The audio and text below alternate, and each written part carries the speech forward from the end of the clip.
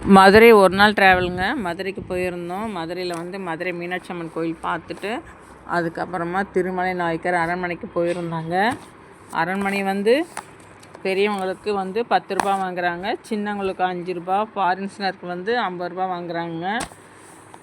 Digital கேமராவுக்கு தனி charge. பார்க்குறதுக்கு ரொம்ப அழகாக இருந்தது.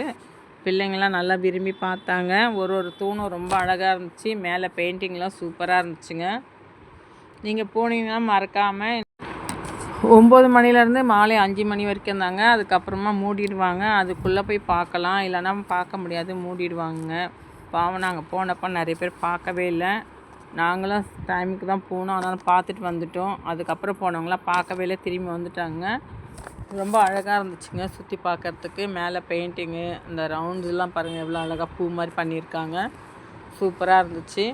தூணெல்லாம் ஒரு தூணும் ரொம்ப நல்லா, தூணெல்லாம் பெரிய பெரிய தூணாக இருந்துச்சுங்க. அந்த காலத்தையே ராஜாங்கெல்லாம் அந்த மாதிரி அழகாக பண்ணியிருக்குறாங்க. நல்லா கை வேலை நிறைய பண்ணியிருக்காங்க.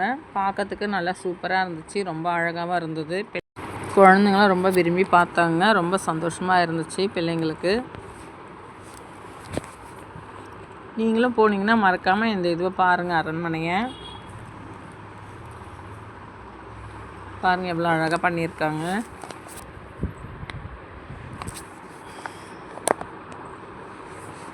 அதோட வேலையை நல்லா பண்ணியிருக்கிறாங்க. ஒன்று ஒன்று பண்ணும்போது ரொம்ப அழகாக பண்ணியிருக்காங்க.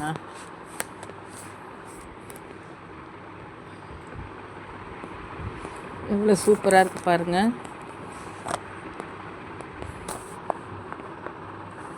அந்த காலத்துல ராஜாங்க எவ்வளோ யோசித்து இந்த மாதிரிலாம் பண்ணணும் ஐடியா பண்ணி கொடுத்துருக்காங்க. அதோட வேலைக்காரங்க பாருங்கள் எவ்வளோ சூப்பராக பண்ணியிருக்காங்க, எவ்வளோ அழகாக பண்ணியிருக்காங்க பாருங்கள்.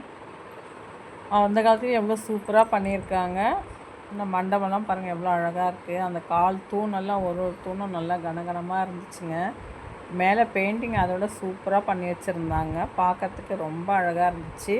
அதுக்கப்புறம் நாங்கள் ஹோட்டல் போனோங்க, டிஃபன் சாப்பிட்டோங்க. அங்கேயே வந்து சின்னதாக ஒரு ஷாப் வச்சுருந்தாங்க. அதில் பொம்மைங்கெல்லாம் வச்சுருந்தாங்க. குட்டி குட்டி சாமி சிலையாக வச்சுருந்தாங்க. இட்லி பொடி, சாம்பார் பொடி, பருப்பு பொடி, சாப்பாடு பொடி எல்லாமே வச்சுருந்தாங்க. அதையும் வாங்கிட்டு வந்தாங்க. செம சூப்பராக இருந்துச்சு, டேஸ்ட்டாகவும் இருந்துச்சு. ஒரு நாள் நைட்டு அப்புறம் பஸ் ஏறிட்டோங்க. பஸ் ஏறிட்டு சென்னைக்கு வந்தாச்சு. இந்த வீடியோ உங்களுக்கு பிடிச்சிருந்தா லைக் பண்ணுங்கள், சப்ஸ்கிரைப் பண்ணுங்கள், கமெண்ட் பண்ணுங்கள், ஷேர் பண்ணுங்கள். தேங்க்யூ ஃப்ரெண்ட்ஸ், பாய்.